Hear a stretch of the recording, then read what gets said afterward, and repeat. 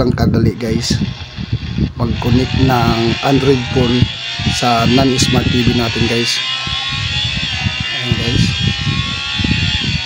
So ganun lang kadali guys, easy.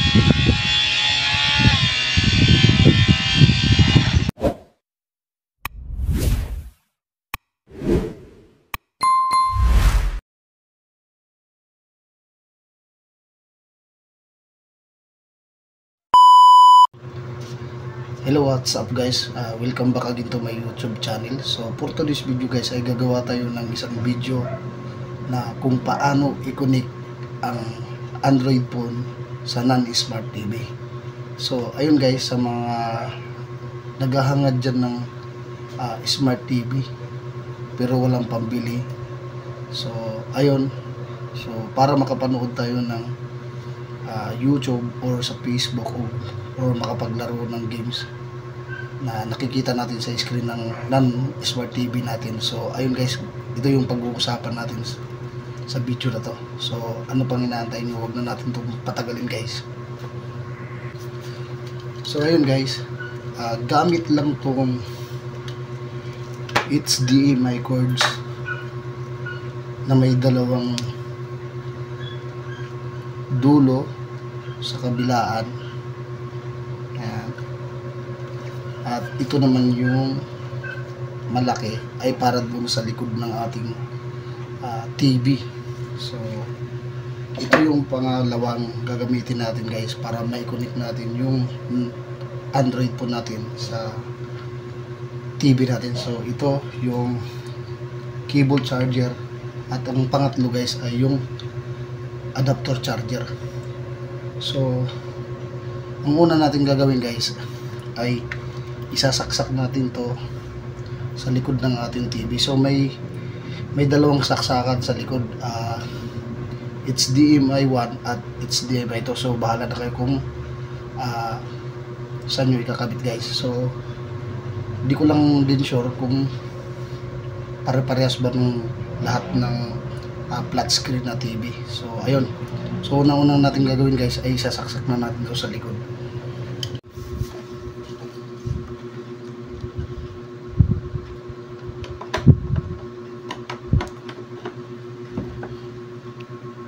So ayan guys, nakasaksak na siya sa likod sa HDMI 2.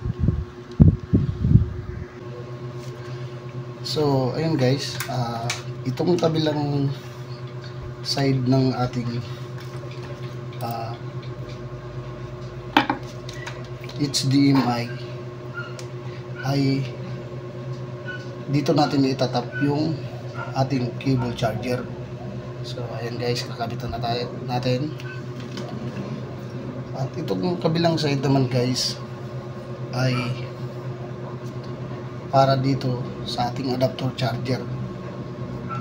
So kung bakit kayo nagtataka guys na bakit may adapter charger tayo guys, so itong adapter charger na to guys ay isasaksak natin dito sa ating outlet. Ito guys. At itong kabilang side naman guys na mayroon tayong cable charger. So ito yung i-connect natin sa Android po natin. So ayan guys, na ikabit na natin. So ngayon guys, ang gagawin na natin guys ay bubuksan na natin yung TV sa HDMI 2.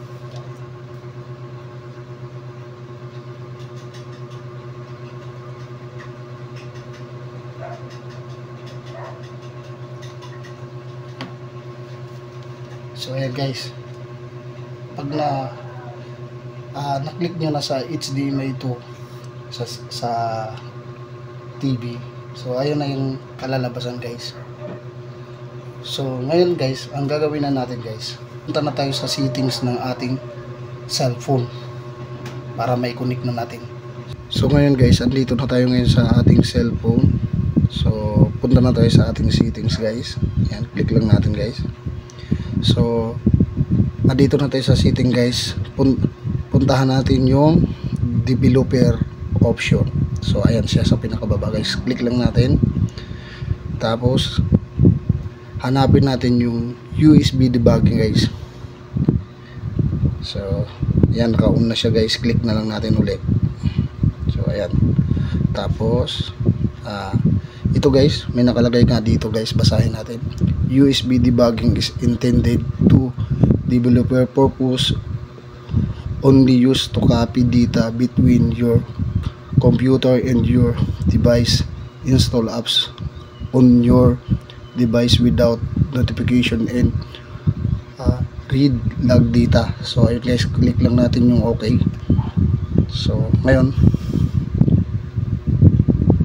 ngayon guys, back lang tayo guys.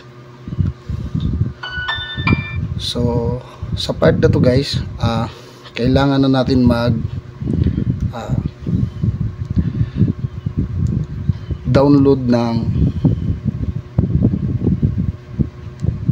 EasyCast. So dahil mayroon na ako guys, hindi ko na kailangan mag-download. So click lang natin yung EasyCast.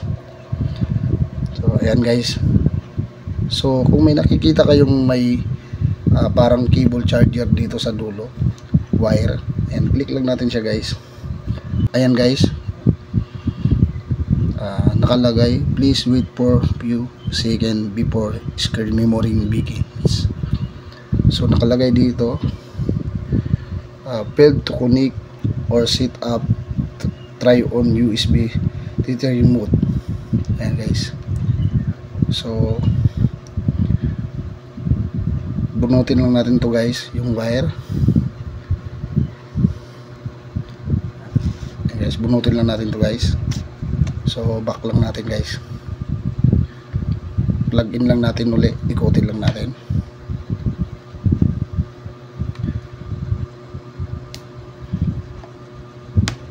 So ayan guys, plug in na uli. Ayan, wala pa rin. So click lang natin itong failed to connect to. Ayan, okay lang natin guys. At on lang natin yung USB tethering guys. So ayan guys. So antayin lang muna natin guys. So ayan, start lang natin guys.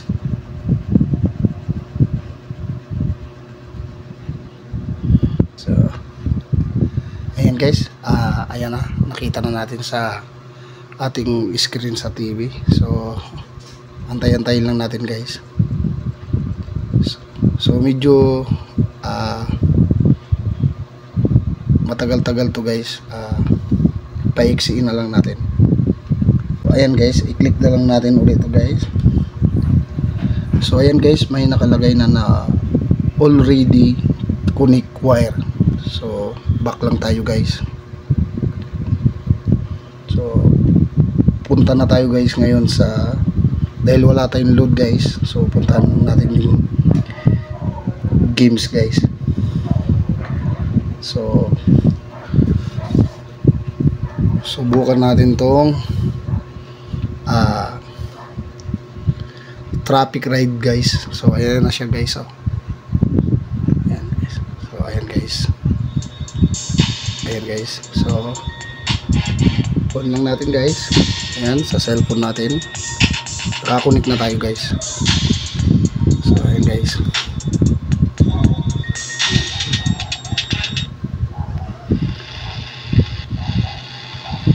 Ayan guys. So nabangga agad tayo guys. Oh no. So ganito lang kadali guys mag-connect ng Android phone sa non-smart TV natin guys. Ayan guys. So ganun lang kadali guys, easy.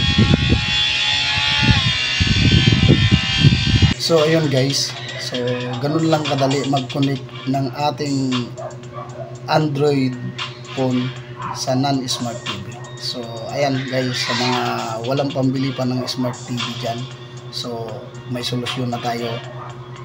Ganun lang, gayahin nyo lang guys. So sa mga naggustuhan itong video na to ay pakishare na lang at pakilike ang ating video at pakisubscribe na lang kung bago ka sa aking channel at hit mo na rin yung notification bell para updated ka sa video yung gagawin ko pa.